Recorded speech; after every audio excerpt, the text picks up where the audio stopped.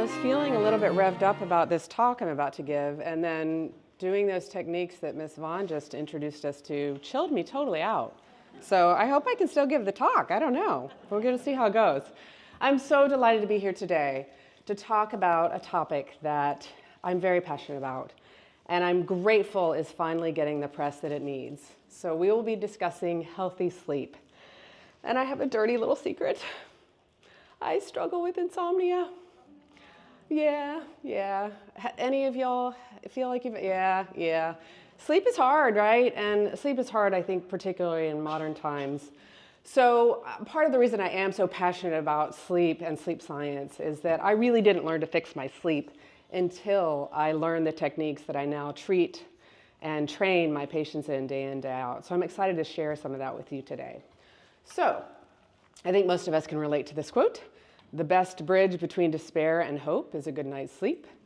Have any of you had that experience where overnight you are stressing about something, you're catastrophizing, you feel like, oh my gosh, I just cannot solve this problem. And then somehow you fall asleep and the next day the problem doesn't seem so big and scary? Have you ever had that? Yeah. So sleep really does wonders in many respects in our ability to problem solve and our ability to regulate our emotions. So what will we do? I'm going to start with a really quick and dirty introduction to the science of sleep, what's actually happening when we sleep. And then we will cover some key areas. We'll look at how sleep impacts our cognitive function, our emotional health, the functioning of our immune system, the prevention of chronic diseases. And then I want to leave you with some practical strategies for improving your sleep. And I'll also tell you what to do if you think you have a real issue that you need to address and follow up with someone about. Okay, so what happens under the hood when we sleep? I have up here these squiggly lines, right? And these squiggly lines represent an EEG. So an EEG is what's called an electroencephalogram, which is where they put these electrodes on your scalp and they're able to detect and analyze your brainwaves. And when they do that, they are able to see what happens during these stages of sleep and how your brain is actually functioning during these stages. And this is the gold standard method that is used when you go and get a sleep study, for example, okay? So I want to focus in on two stages of sleep that are really believed to be most vital for restoring our bodies and our minds. And this is REM, also known as rapid eye movement, and then non-REM sleep. And collectively, these are deep stages of sleep. So let's start with REM.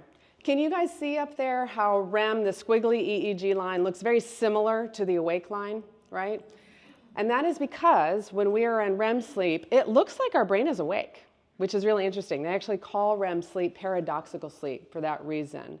But it very much is a stage of sleep, okay? And it mostly predominates in the second half of the night.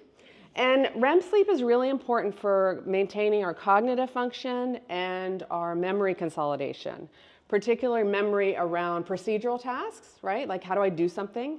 How do I start a car and operate it? How do I make my coffee in the morning, right? And then also our emotional memory is tied to this stage of sleep. And so we believe that this stage helps us to transfer memory from a short-term memory bank to a long-term memory bank, okay? And we dream during this stage of sleep, and our kind of prevailing theory about why we dream is that the brain needs a story. A brain needs a story to put around that memory, and then that helps us to develop the schema and put that memory into long-term memory, okay? So REM sleep is really important for that consolidation of memory and our overall cognitive functioning. Then we have non-REM sleep, and you can see non-REM is over there on the right-hand side. Non-REM sleep is what we call slow wave sleep. You can see that we have these really slow delta waves that occur when we sleep, okay? Everything slows down in our body. Our heart rate, our breathing, everything drops, and our temperature is actually the lowest during this stage of sleep. So there are a couple of things going on during this stage of sleep. One is that we have a growth hormone that is secreted, which helps with tissue repair, helps with muscle repair, and also the building of bones. So as you move through your day, you break down all those physiological structures, and that growth stimulating hormone actually helps to repair those. So this stage of sleep is really important for that.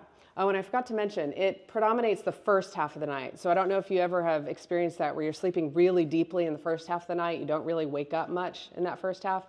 That's because you're predominantly in that non-REM deep sleep during that stage. Then, and this is where I really geek out because this is new science. This is from a kind of a combination of mice studies and human studies.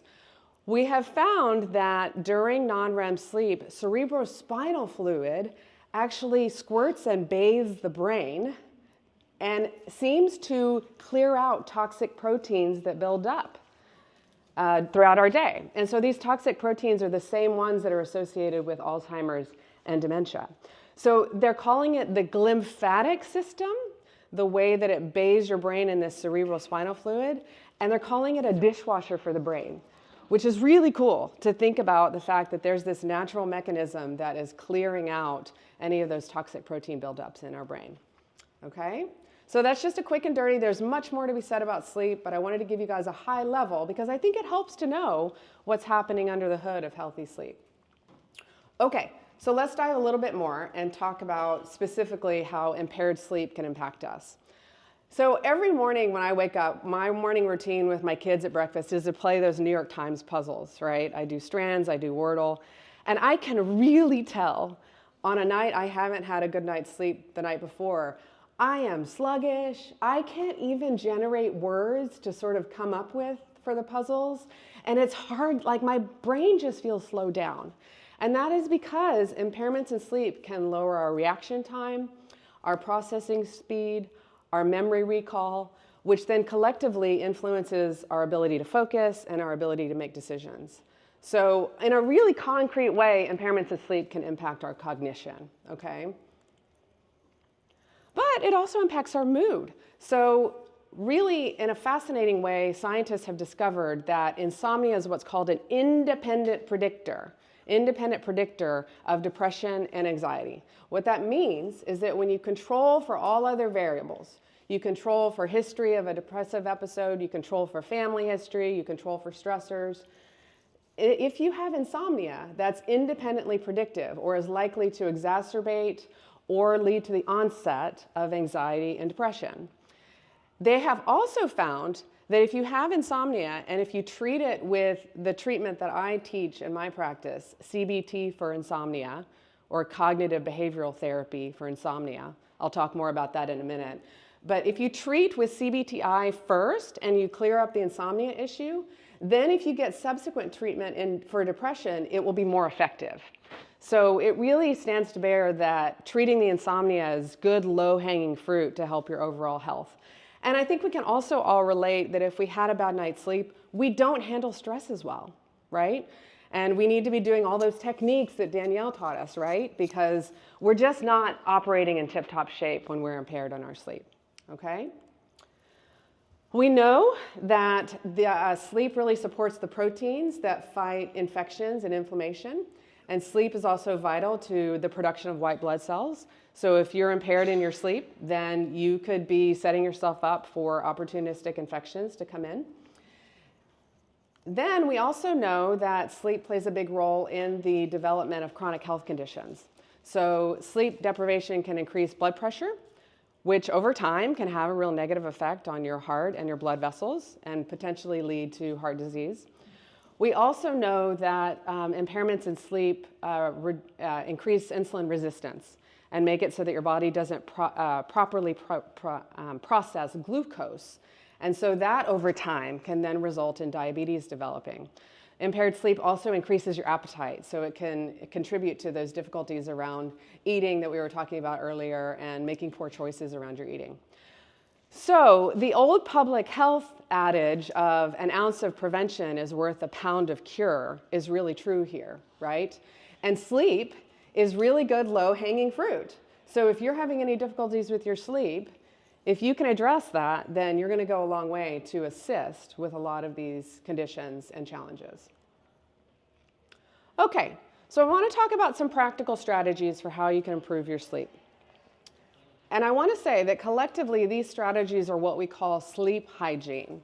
So if you think that you have something more significant like insomnia, and so insomnia is when you have 3 months or more of 3 nights or more a week of difficulty falling asleep, staying asleep, or waking up too early. Okay, let me say that one more time. 3 months or more, 3 nights a week or more of difficulties falling asleep, staying asleep, or waking up too early. Then you probably have insomnia and you need to seek additional help, and I'll talk about that in a minute. Sleep hygiene on its own is not sufficient to resolve insomnia. Okay, so I don't want you to go and try these techniques and then feel disappointed if your insomnia is not resolved. However, these techniques are great for setting up a healthy sleep environment and healthy sleep habits, which can help you nurture this. Okay, so the first is having a dark room that is free of distractions, okay? So light has a real impact on our ability to get deep sleep. You want to wear a face mask or have blackout curtains or shades if you can. Pets and kids, pets and kids. You know, I have so many patients who have their kiddos sleeping in bed with them. And I'm not here to go to war with anyone about co-sleeping. I understand people have their reasons for co-sleeping, but nothing impacts the quality of parents' sleep more than having kiddos in the bed. And so it's really important if you are having a sleep difficulty and you've got kids in bed and the kids are old enough now that they can sleep independently, that you really target that to get those kids sleeping independently, okay? So the other is background noises, right? Even you could be in a stage of sleep and you could hear a dog barking, you could hear a car going by outside, and that could be enough to rouse you a little bit from that stage of sleep that you're in. And so I've popped up here this little machine called a Dome. I don't go anywhere without it. It is an amazing machine. It's spelled D-O-H-M. You can pick it up anywhere. They have them in white noise and pink noise. And then, you know, they also have all of these white noise and pink noise apps these days. So you don't have to get a machine like this. But this really helps in just creating a sound background that buffers that background noise in your environment, which can be very supportive for sleep. It needs to be cool in your environment. So we know that thermoregulation is really crucial to promoting sleep quality. That non-REM stage of sleep that I talked about earlier, we hit that stage of sleep when our body temperature is at its lowest in a 24-hour cycle. And so the optimal room temperature is 65 to 68 to help promote that low body temperature. Yeah, we've got some people saying yes, and that's pretty chilly. That's pretty chilly. But you would be better served to actually put on a few layers over your body that you could then naturally kind of kick off as the night goes on, okay? And that helps promote sleep. And then lastly, maintaining a consistent sleep schedule can be very impactful in having healthy sleep. So I've worked with people who are all over the place. You know, I have folks that will go to bed at 8 p.m. one night, and then they'll go to bed at 12 p.m. the next night. I have folks that'll wake up at 6 a.m. one night, and then they'll wake up at 11 a.m. the next morning, rather. And that really wreaks havoc on a healthy circadian rhythm, okay? So just tightening up and making more consistent your sleep schedule can do wonders to promote healthy sleep. Okay, let me say another word about sleep schedule. So if you take one bit of advice out of this entire talk, it is that your wake time is the most crucial factor to setting a healthy circadian rhythm on a 24-hour basis, okay? So if you wanted to change one thing to see if you could tighten up your sleep, it would be holding that wake time very constant. And I would say also on the weekends as well, especially if you're working on a problem around your sleep. Give yourself a couple of weeks of having a very consistent wake time, and you would be amazed what that change alone could do for improving your circadian rhythm. Because that solid wake time sets the next 24-hour cycle and sets that circadian rhythm. This works for children too, if you're trying to train children to sleep better. Hold that wake time very constant.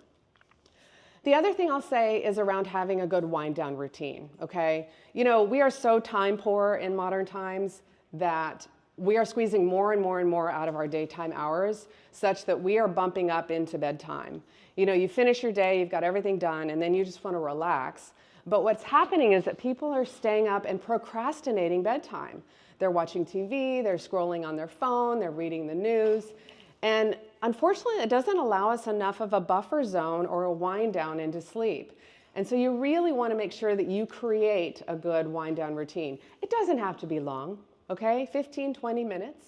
You just do your bedtime routine, but you don't get on any screens. You don't scroll on your phone. You don't do anything too stimulating. You are priming your brain for that sleep, okay? And then there are a few gold standards for things that you want to avoid before bed.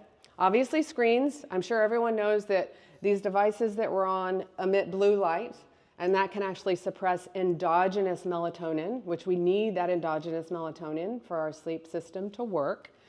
You want to avoid exercise too soon before bed, heavy meals, and alcohol, okay? So let me say a few more things about exercise, diet, and then caffeine.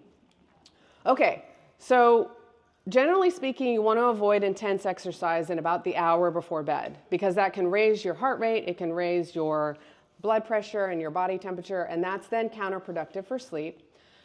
But outside of the hour before bed, the best time for you to exercise is really the time that you will exercise, right? So if you're going to do it, then that's the time you should exercise.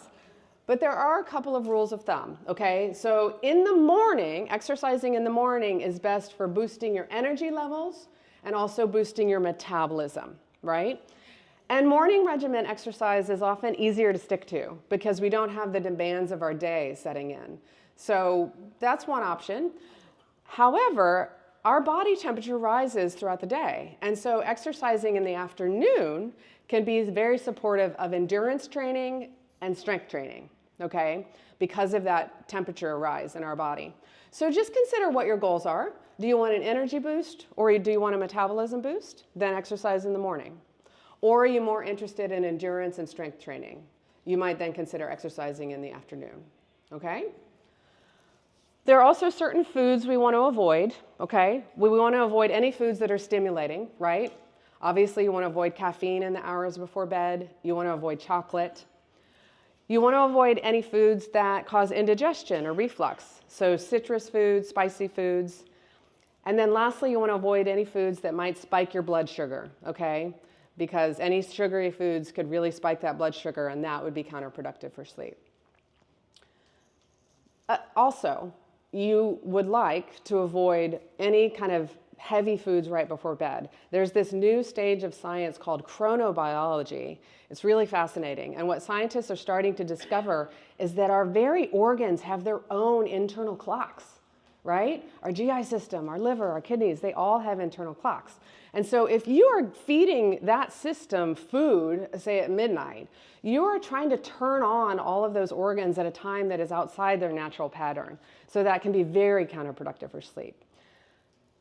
Okay, so just a quick word about caffeine.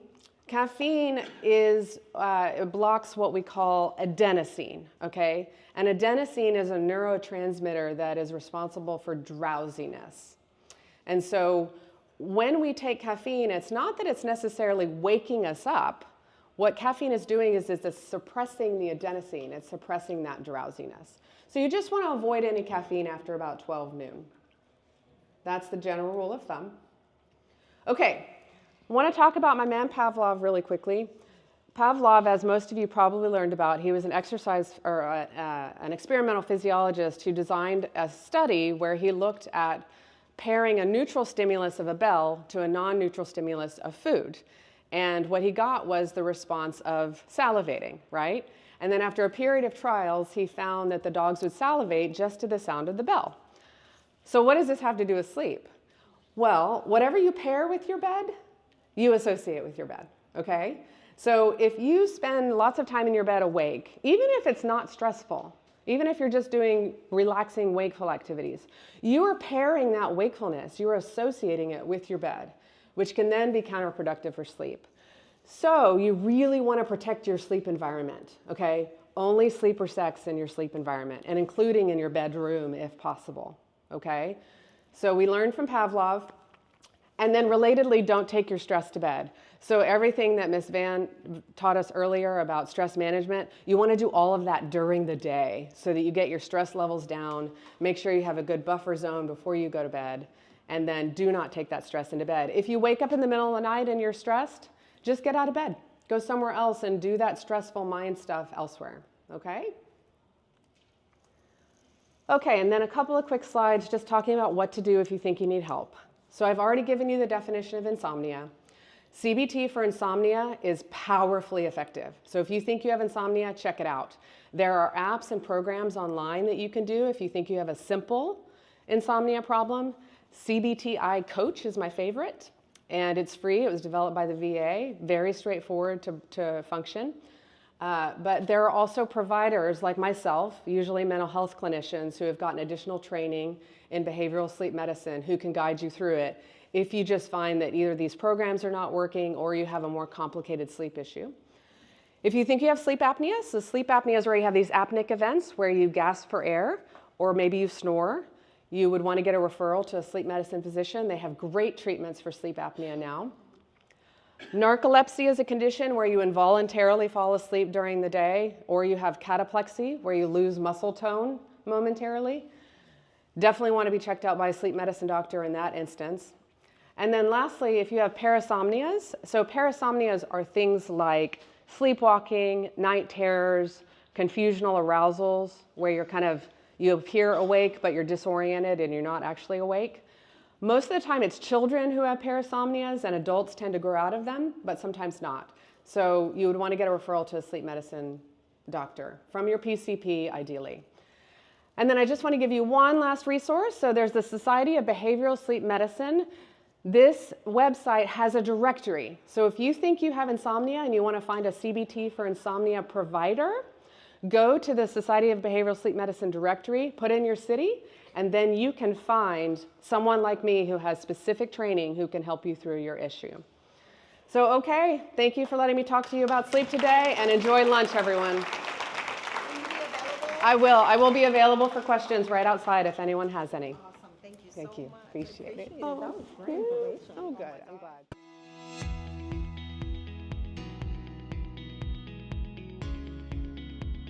Hey there, my name is Dr. Elaine Hess. I'm a sleep psychologist and I specialize in behavioral sleep medicine. I'm really passionate about sleep, and I came here today because I wanted to spread the word that there are many things that you can do to improve your sleep, which can then help your overall health and well-being.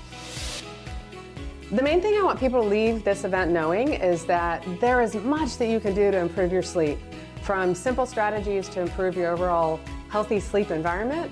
And also there's help out there, including cognitive behavioral therapy for insomnia, if you think you have a more significant condition like insomnia. So that's what I want people to know.